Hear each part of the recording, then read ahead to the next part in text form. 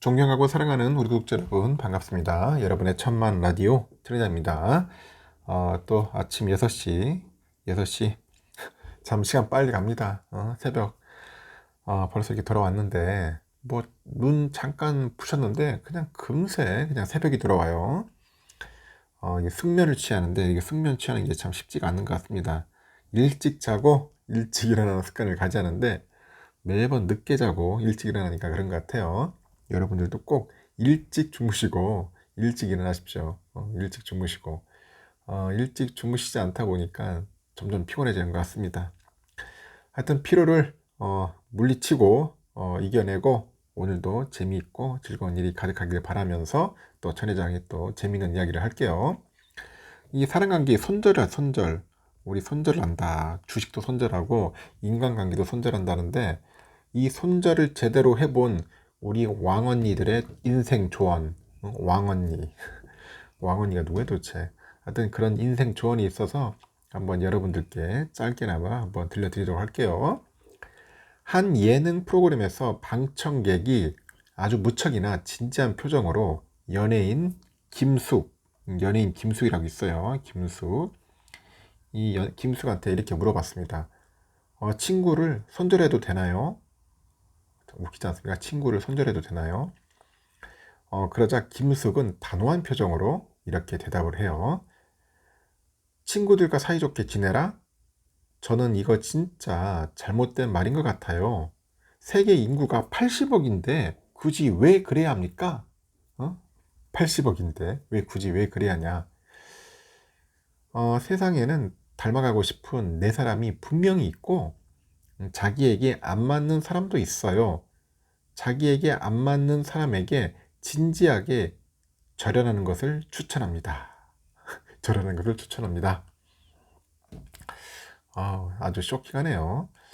여러분 이렇게 할 수 있겠습니까? 절연할 수 있겠어요? 응?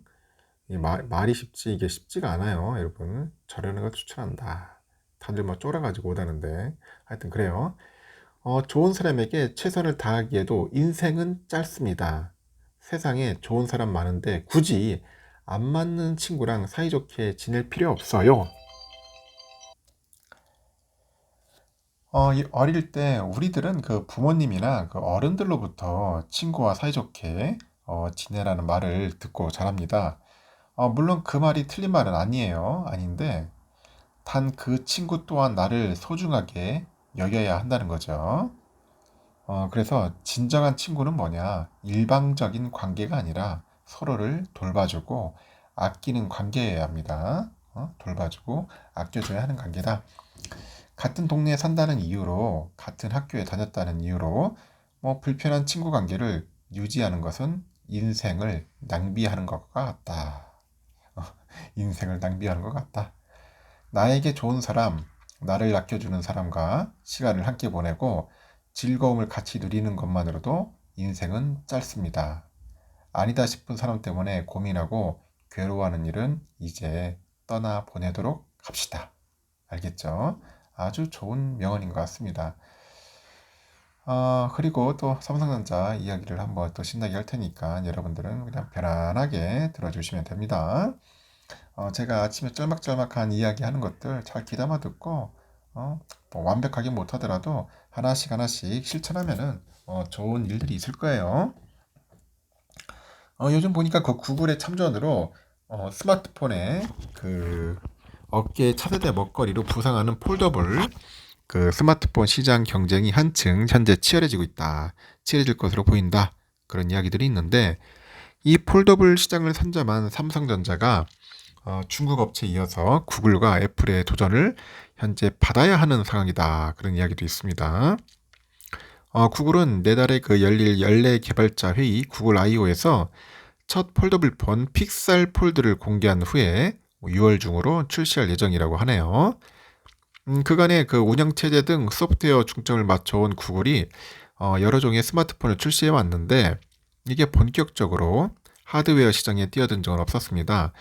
구글이 지금까지 선보인 제품은 적극적으로 매출을 창출하기보다는 자사 OS를 사용하는 제조사들한테 길잡이 역할을 하는 레퍼런스 폰이 성격이 강했는데 이번에 폴더블 폰 출시를 두고는 지적 경쟁을 위한 기종이다. 그런 평가가 나오는 것 같아요. 구글의 참전까지 예상되고 있는데 이제 폴더블 시장은 각 스마트폰 제조사들의 각축장이 될 것 같습니다. 인플레이션하고 경기 악화 여파로 스마트폰 출하량이 주춤하는 그런 추세여서 업계는 폴더블 폰에 기대를 걸고 있습니다. 시장 조사 업체 카운트포인트 리서치에 따르니까 폴더블 폰 출하량은 전년과 대비했을 때 올해 52% 성장할 것으로 예상이 되고 글로벌 경기 악화에 따른 전자제품 구매력 악화 등으로 인해서 전체 스마트폰 시장이 같은 기간 2%의 성장률을 보이는 것과 대조적인 거예요. 이렇게 폴더블 폰 시장을 개척한 삼성은 중국과 글로벌 빅테크의 참전으로 인해서 시장이 과열되는 양상을 긍정적으로 평가하는 분위기고 다른 제조사 참여로 인해서 폴더블 폰에 대한 수용도가 높아지는 효과가 더 크다는 계산입니다. 하지만 구글에 이어서 머지않아서 프리미엄 스마트폰 시장을 장악하고 있는 애플의 참전까지 현재 점쳐지는 상황에서 마냥 낙관할 수만은 없다. 그런 분석도 있습니다. 일단은 기본적으로 폴더블 폰은 제조사에서 가장 고가를 형성하는 만큼 애플의 가세가 삼성전자에 데미지를 입힐 수 있다.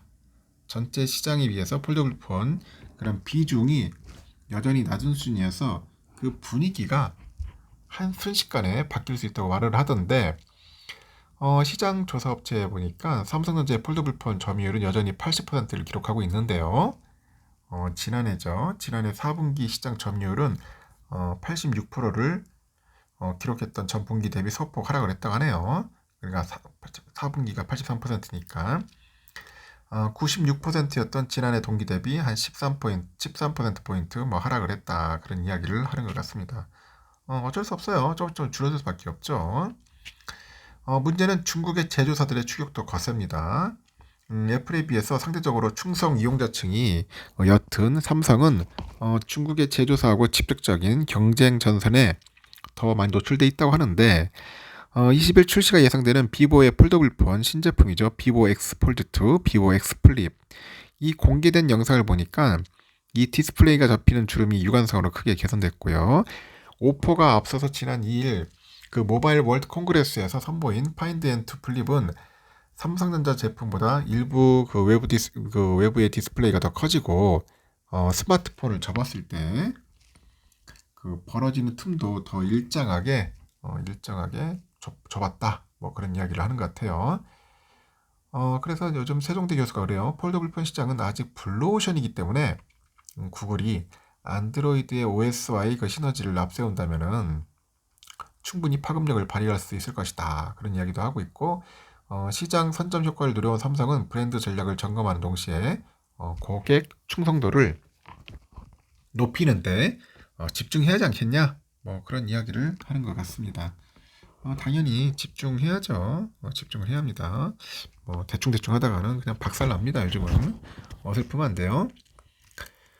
국내 최대 정보통신기술 전시회 월드 IT쇼 2023이 서울 삼성동의 코엑스에서 막을 올렸는데 가장 많은 관람객이 몰린 것이 삼성전자하고 LG전자 부스라고 하네요. 온종일 2030 관람객으로 붐볐고 이들은 삼성전자 스마트폰 갤럭시 S23 이거의 2억 화소 카메라에 주목을 합니다. 전원을 제외한 모든 선을 없앤 또 LG전자의 TV 제품도 관람객의 눈길을 끌었다. 그럽니다. 이날 삼성 전시관에 보니까 갤럭시 S23 시리즈하고 함께 갤럭시 북3 울트라, 갤럭시 탭 S8, 그리고 갤럭시 워치 5 등 최첨단 제품이 총 출동을 했다고 하네요. 전시장 곳곳에서 갤럭시 S23으로 셀카를 찍을 수 있는 공간이 특히 눈길을 끌었고 암막 커튼을 달아가지고 어둡게 연출한 공간 안에 네온 사인을 설치한 셀카존이 있네요. 셀카존. 한밤에 네온 사인이 빛을 내뿜는 거리의 일부 같았다고 합니다. 여기에 또 갤럭시 S23으로 셀카를 찍으면 이목구비는 물론이고 눈썹까지 선명하게 나옵니다. 갤럭시 S23에 적용된 나이트 그래피가 아주 그 기능 덕분이다. 이게 야간 촬영 기능이에요. 이렇게 밤하늘에 그 달과 별을 찍어도 빛에 번짐 없이 선명하게 촬영된다는 게 회사 측의 설명이고 갤럭시 S23 울트라의 100배 줌 기능을 활용하니까 달 표면까지 그리고 윤곽까지 또렷하게 찍을 수가 있어요. 전시장 한쪽에는 새벽, 낮, 저물역 세 가지 분위기가 감각적인 그런 셀카를 촬영할 수 있는 공간이 마련됐고, 셀카는 현장에서 10초 만에 인화돼가지고 관람객에게 제공이 됩니다. 이렇게 예스23 시리즈의 압도적인 게이밍 성능을 체험할 수 있는 공간도 인기를 끄는데, 관람객은 원신과 뉴스테이트 모바일 등의 고사양 모바일 게임을 오랫동안 즐겼고, 배터리하고 그래픽 끊김은 없었습니다. 삼성은 그 전시기간 갤럭시 S23 시리즈를 대여해주는 갤럭시 오픈 투고 서비스도 진행이 돼요. S23 시리즈를 빌린 관람객은 코엑스 전시장에서 자유롭게 사용할 수 있고요. 또 LG전자는 그 라이프스굿을 주제로 해가지고 870제곱미터 규모의 전시관을 꾸렸는데, 이 전시관 입구에 들어서는 55인치짜리 사이니지 12개를 이어붙인 대형 화면이 관람객을 맞이합니다. 이 화면에는 LG의 브랜드 상징이죠. 미래의 얼굴이 등장해서 주목을 받는데, LG전자는 이번 전시에서 사실상 무선 TV를 선보였습니다. 10년 동안 축적한 그 뮤기 발광 다이오드 기술의 집약판이죠. LG 시그니처 올레드 M TV인데, 화면은 지금까지 나온 올레드 모델 중 가장 큰 97인치예요. 세계 최초로 4K 해상도 120Hz 규격의 영상을 무선으로 전송할 수 있는 기술을 적용했고, 그 덕분에 전원선을 제외한 모든 선을 없앴습니다. 더 똑똑해진 서빙용 로봇인 클로이 서브봇 3세대 모델도 처음 공개를 했고요. 이 로봇은 맥주로 가득 찬 유리잔을 얹은 채 울퉁불퉁한 바닥을 안정적으로 주행을 하고, 잔에 담긴 맥주는 찰랑댈 뿐 넘치지 않았다.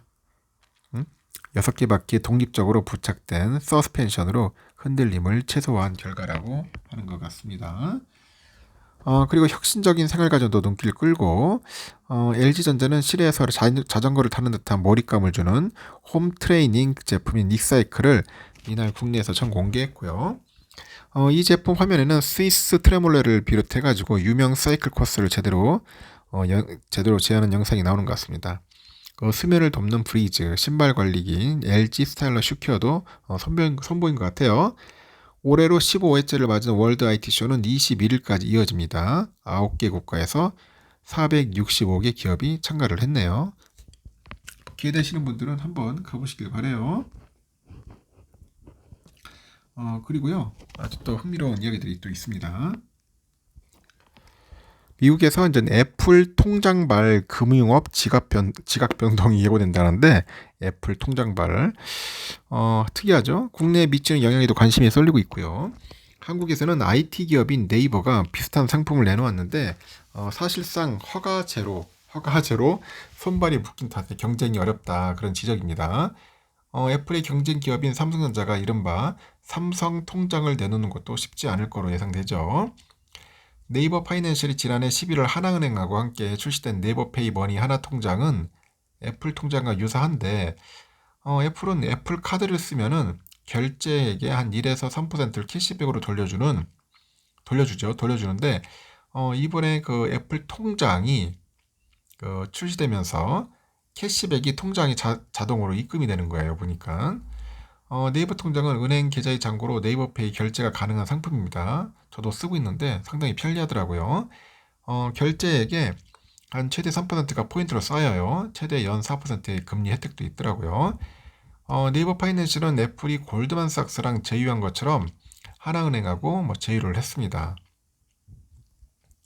하지만 그 애플 통장과 비교할 때 네이버 통장은 제약이 적지 않죠.